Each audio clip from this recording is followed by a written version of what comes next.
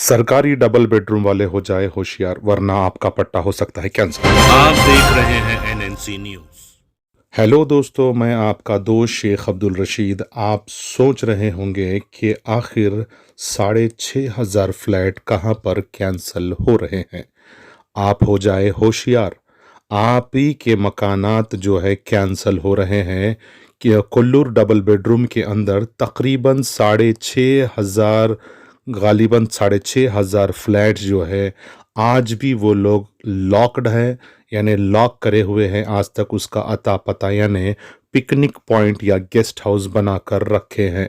वो लोग हो जाए होशियार जो डबल बेडरूम को गेस्ट हाउस और उसको फार्म हाउस के तरीके से इस्तेमाल करने वाले हो जाए होशियार।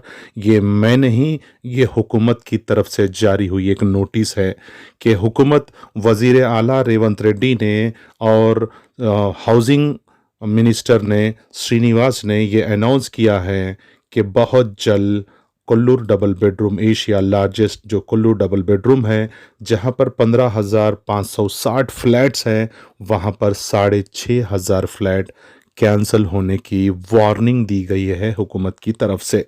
जिन जिन के घर लॉक है उनके पट्टों को कैंसल कर कर ज़रूरतमंद लोगों को ये मकानात फिर वापस देने का हुकूमत ने ऐलान किया है। कि आप लोग जानिए कि ये कहाँ कहाँ पर कैंसिल होने वाले हैं, और आप भी हो जाए होशियार। जो हुकूमत ने, आपकी पिछली हुकूमत, आपकी किस्मत से आपको पट्टा और मकान मिला, कहीं नई हुकूमत की आप अपनी बदनसीबी ना बना ले, क्योंकि 6,500 मकानात तो सिर्फ कोल्लूर डबल बेडरूम में है, और अमीनपुर में है, रामपल्ली में है, शंकरपल्ली में है, शमशाबाद में है, शामिरपेट में है। जहाँ जहाँ पर मकानात लॉक डाल कर हैं, और उन लोगों को जो संडे या सैटरडे आकर पिकनिक पॉइंट बनाए हैं, वो गरीब तो हो नहीं सकते। इसीलिए हुकूमत ने एक नया कदम उठाने का फ़ैसला लिया है। जो लोगों को ज़रूरत नहीं है, जिन्हें खुद ज़ाती मकानात रखते हुए जिन्हें मकान मिला, वो मकानात को कैंसल कर कर गरीबों को देने का काम करने का कदम उठा रही है कांग्रेस हुकूमत। तो ये कब तक होगा और कहाँ तक होगा, ये बहुत जल्द होने का जो है हाउसिंग मिनिस्टर ने वादा किया है, और वज़ीर आला ने वादा किया है कि जितने मकानात हुकूमत की तरफ से दिए गए हैं उनको कैंसल कर कर इंदिरम्मा इल्लू के नाम से फिर से पट्टा अलॉटमेंट करके उनको दिया जाएगा। क्या आप चाहते हैं कि आपका मकान कैंसल हो जाए, कि आपका जो मकान जो इतनी मेहनत से मिला है उनका कैंसल हो जाए? लेकिन हाँ, एक बात तो सच है, अगर आपके पास मकान बहुत है, आपके पास मकानात, ज़ाती मकानात है, तो क्यों गरीब का हक मार कर आप ले रहे हो? क्यों ना, अगर आप लोग सिर्फ मेंटेनेंस भरते हुए, यानी एडमिनों को मैनेज कर कर मेंटेनेंस भरते रहेंगे और आप मकानों को नहीं आएंगे, आखिर ये कब तक चलेगा? ये हंदा कानून कब तक चलेगा? गरीबों का पेट कब तक मारते रहेंगे अमीर लोग? जिसके पास मकान है कि उससे पूछो जिसके पास मकान नहीं है, कि महीना होते ही उनके पीछे किराए का मार, किराया बढ़ना, उनको कारोबार का परेशानी।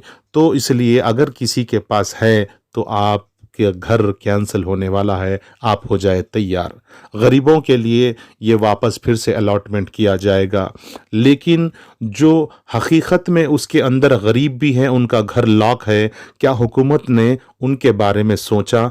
क्या हुकूमत ये नहीं सोचती कि इन लोगों के लिए वहाँ पर कोई कारोबार नहीं है, कोई दुकान नहीं है, कोई फैसिलिटीज़ नहीं है, कोई हॉस्पिटलाइज नहीं है, कोई हॉस्पिटल, बड़ा हॉस्पिटल नहीं बनाया गया, बड़ा स्कूल आज तक, यानी संगी बुनियाद रखी गई है, लेकिन आज तक जो है स्कूल बनाने का काम अभी तक नहीं हुआ। आखिर वहाँ बच्चों का मुस्तकबिल ख़राब हो रहा है, और बड़े लोगों का कारोबार जो पहले कुछ कमा लिया करते थे, डबल बेडरूम मिलने के बाद वो भी बर्बाद हो चुका है। बेहाल और बेरोज़गार हो चुके हैं डबल बेडरूम में रहने वाले। आखिरकार ये पट्टा कैंसिल करने की धमकी तो हुकूमत देती है, लेकिन उन गरीब अवामों के लिए, उन गरीब लोगों के लिए वहाँ पर कारोबार का या स्मॉल स्केल इंडस्ट्रीज़ का कुछ तो भी गरीब आवाम को एक काम दिलाने का काम क्यों नहीं करती।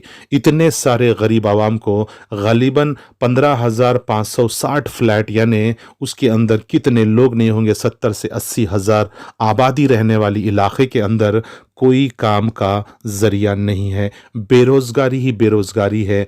आखिर गरीब आवाम कैसे कमाएगा और कैसे जिएगा, ये एनएनसी न्यूज़ हुकूमत से पूछता है कि आखिर इनके पट्टे कैंसिल हम ये नहीं कहते मत कराओ, लेकिन जिसके पास डबल घर है, जिसको ज़रूरत नहीं है, उसके बराबर हो कैंसिल।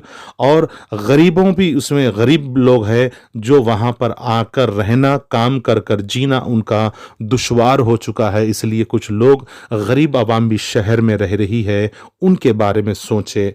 आखिर वहाँ कुल्लूर डबल बेडरूम हो या रामपल्ली हो या जलपल्ली हो या जहाँ पर भी हो, या हर जगह ये हुकूमत को चाहिए कि बेरोज़गारी को भी दूर करे, गरीब आवाम का भी साथ दे।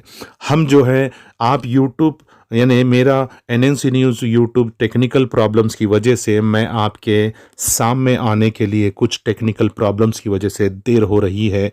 एक और चैनल है NNC news HYD, NNC news official, नया चैनल के साथ मैं आपके फिर आऊँगा, ताकि ये चैनल कभी भी टेक्निकल प्रॉब्लम्स की वजह से रुक सकता है। तो मैं डबल बेडरूम के अंदर हुकूमत से ये पूछना चाहता हूँ, एनएनसी न्यूज़ पूछता है कि हुकूमत ने वहाँ गरीब आवाम को क्या मरने के लिए छोड़ दिया। वहाँ पर एयरटेल हो या जियो हो या जितने भी नेटवर्किंग है, वहाँ पर टावर डालने का काम कर रहे हैं। क्या कहाँ तक दुरुस्त है कि वो बिल्डिंगों के ऊपर या बाजू गार्डन के पास टावर डालने का काम कर रहे हैं। ये सारे कुल्लूर डबल बेडरूम के सारी आवाम जाग जाए, सारे इकट्ठा होकर गरीब आवाम जब खड़ जाएगी तो हुकूमत को भी, कलेक्टर को भी और म्युनिसिपल कमिश्नर को भी अपने फैसले वापस लेना पड़ेगा। तो मैं आप हो जाए जागरूक, आप जाग जाए। अगर आपके खिलाफ कोई भी गलत काम या हुकूमत गलत स्टेप उठाती है, आप सब एक हो जाए, खड़े हो जाए और हक़ के लिए आवाज़ उठाए।